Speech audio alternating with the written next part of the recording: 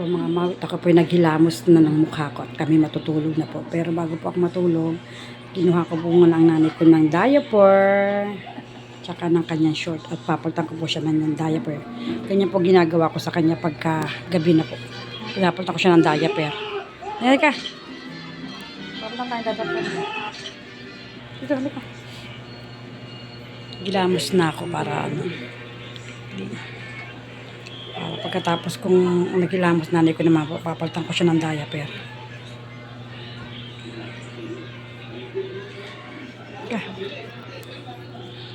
Yan po, tapos na po ang nanay ko na palitan ng diaper. Pinalitan ko po yung short niya kasi umapaw po yung diaper. Kaya handa ko naman po yung kanyang tulugan, mga mawi. Diyan ka lang ha, ayusin ko higaan mo ha. Dito po nakahiga ang nanay ko. Nilalagyan ko po yan ng foam.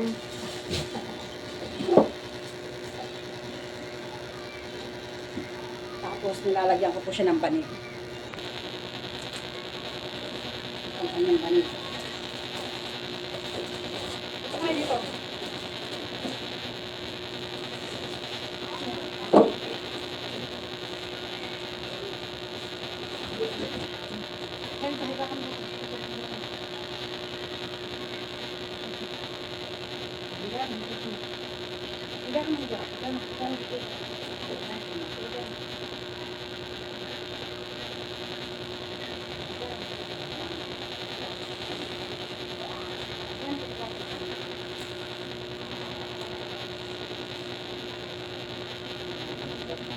Ha? Ito.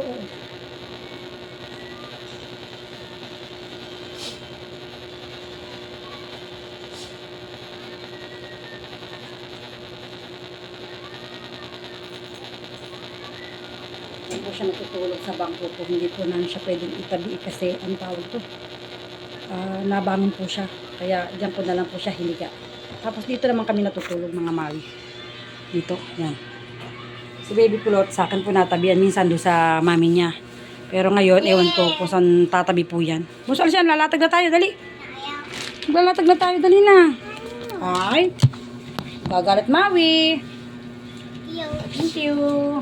Huwag ka na dyan. Huwag ka dyan. Magbibigay si Maui eh. Ay, gagalit si Maui. Sige.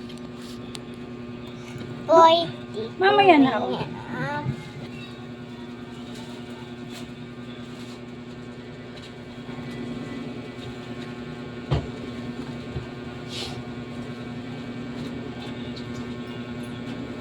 Dito po kami natutulog.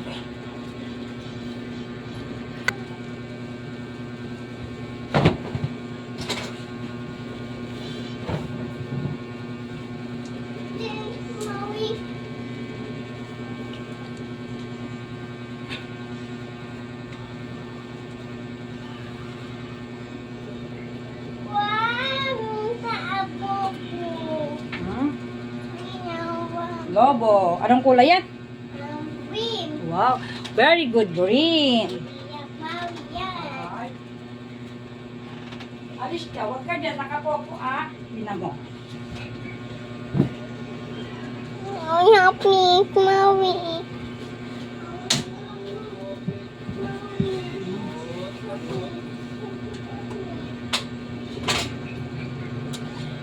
Ako naman po yung magpapalit ng damit para matulog na po tayo pala.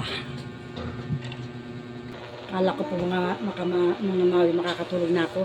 Hindi po pala kasi ito. Nagising ang aking baby Kate. Eh may pasok na po yung mami niya.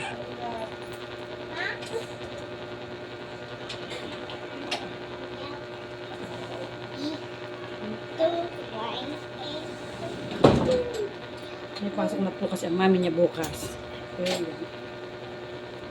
Ako po ang mag-aalaga sa akin baby kid. So mamaya pa po kayo makakatulog. Anong oras na po ba? Ako alas 9, mga 11 po ito matutulog ulit. Ano ko, tulog na. Pero mamaya po yan, babangon po yan pag alam niya pang gising pa po kami.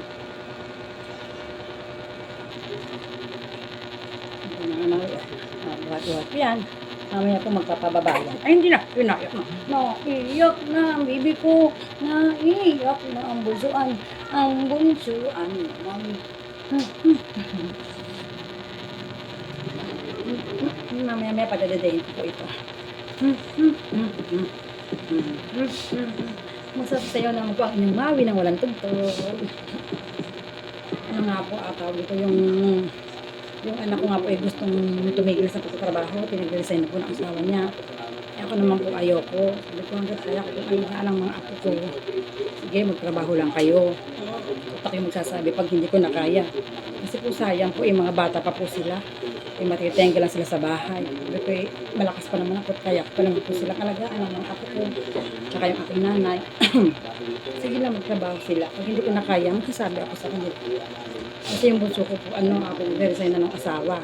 Kasi baka daw, hindi ko daw po kayanin mag-alaga. Sabi ko, huwag muna. Tingnan po natin muna kung talaga hindi ko kakayanin. Magsasabi ako sa kanila na matitigil na siya magtrabaho. Anak kong bunso para alagaan ang bibikid namin. Nangihinayan po kasi ako dahil bata pa po eh. Yan po. Ang aking baby ko lang to. Yan po hindi pa rin po matutulog hanggang hindi pa po ako tulog. Kung hindi ko pa ipapagalitan, hindi pa yung tutulog. Bait naman ng baby cage namin, naiiyak lang po yung paggutom. O kaya may pupo. Yan. Madiriin po kasi ito eh. Dadalawang naman po kasi ang anak ko. Ang panganak ko po yung lalaki, tapos babae po. Yung sa panganay ko po, dalawa po yung apo ko, yung talang babae. Tapos ito po sa bunso ko. Ito lang po ang anak nila. Kaya po sayang, kasi ito sila ititigil sa trabaho. Kaya ko pa naman po mag-alaga.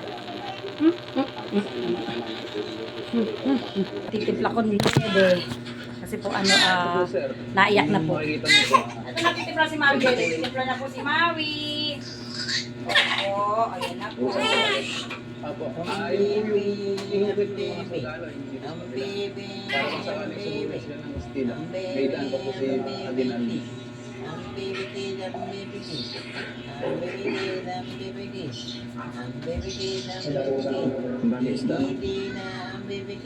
Basta po yan umiiyak. Tapos pag kinagap ko, pag ayaw tumahati, ibig sabihin hindi na ko. Hinahan ko siya ng gatas. Mas kita niya po.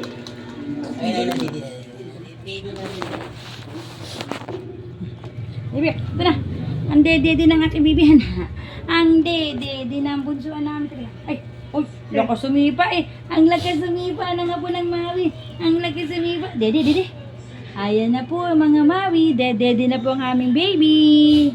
Si baby kid na mapogi. Oh. Ganyan po siya mga Maui.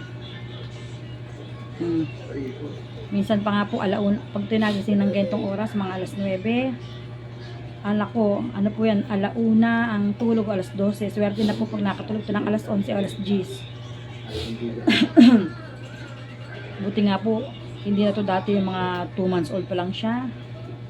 Iyak po ng iyak yan, paggising. Hindi po namin kung anong gagawin, kung anong masakit, kasi hindi mo naman po matanong. Yan habang nagkakaano po siya, na laki-laki na yung nagbabago na. Di ba ganun lang po ang sanggol nagbabago. Habang nag-aalaga kami ng aking darling, siya naman po yung nanonood ng TV, oh. Ganyan po kami habang gising po tong aking baby kid, nanonood kami ng TV. Ano mga panood namin sa YouTube. Minsan sa TV kung anong magandang mapalabas. Nanonood kami. Hanggang nakatulog tong bata, saka lang po kami titigil sa panonood. O kaya Facebook. Yan. Tinan niyo na po ang apo ko. Ay. Oo, ang takaw dumedi. Oo, tinan niyo po. Oo. Takaw dumedi po Hindi pa po ako nakakapag-rotate ng aking mga skincare. Kahit ginto ang Maui, kailangan ma-skincare. Alam niyo naman, yun po ang aking kasiyahan din bukod sa pag-aalaga ng apo, yung mga skincare. Yun po ang nagpapasaya sa akin.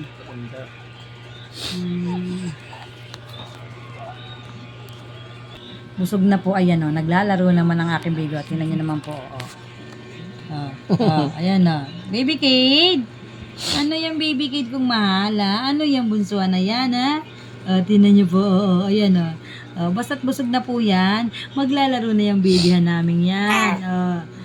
Wag naman po yan inaantok na yan. Ano siya, naangat niya po yung likod niya. Tapos kusot na po ng kanyang mata. Ng kanyang kamay, ginaganong-ganon, tapos sinusubo. Pagka ganon ay inaantok na po siya. Ano naman ang baby kid na yan? Opo. O, tinan niyo po ang boses. Naririnig niyo po ba? Ang lakas-lakas ng boses ng baby yan. Opo, sus. Opo. Huwag iiyak bukas ha, kasi papasok na si Maui ha. Papasok na Maui ha. Ay, ang papasok na Maui. Papasok na si Mami ha. Huwag iiyak bukas ha. Tayong dalawa na lang ha. Opo. Maging behave kayo ha. Si Ate Courtney, si Ate Kali, at si Baby Kate. Maging behave ha. Kasi ilang kayong aalagaan ni Maui? 4. Si Lola Hin, si Ate Courtney, si Ate Kali, at ikaw. Opo. Magpapakabait ka ha. Be a good boy ha. Ha? Huwag iiyak-iyak ha, Baby Kate. Ha? Kasi baka hindi kayo kaya ni Maui. O titigil si Mami sa pag-work. Sayang naman. 'Di ba? Kailangan work si Mami. Para tulong sila ni Daddy. Na para maganda maging kinabukasan ng baby kid namin, 'di ba? Kaya good boy ya bukas, opo. Ha? Tingnan niyo naman po mga Maui. Gusto niya po talaga lagi may kausap. Lalo na po sa madaling araw 'yan. Pag nagigising po ng mga alas 4, alas 3. Para po yung tabi naman po yung parang pusa, ganun, pero gusto niya pong may kausap. Ingit po siya ng ingit. Ang gagawin niya naman po, kakausapin ko naman po yan, kahit andok na andok ang Maui. Kakausapin ng baby niyan, di ba? Opo.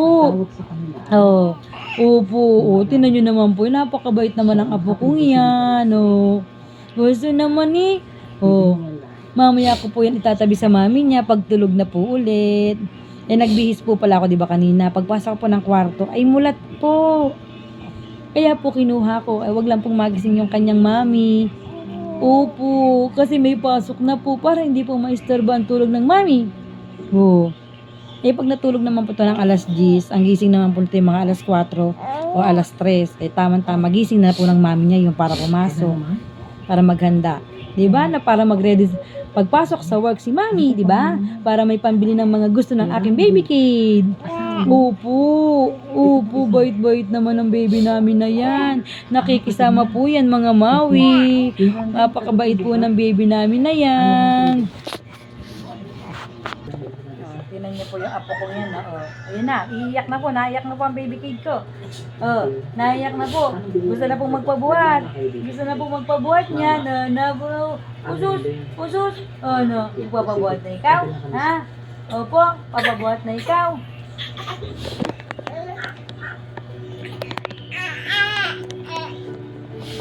Ayun lang, nasa taas sila ng pupukpok. Nanood din po yan mga Maui. At yun nasa tukpok sa arang bunso. Titig na titig po sa TV, tinan niyo po.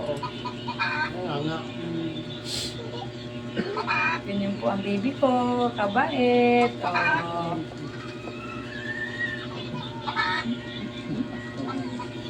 Maya-maya po tulog na yan, nakaganyan na po siya.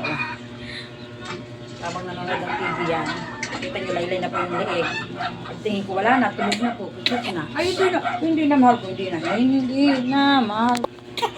Bigla ako niyaya na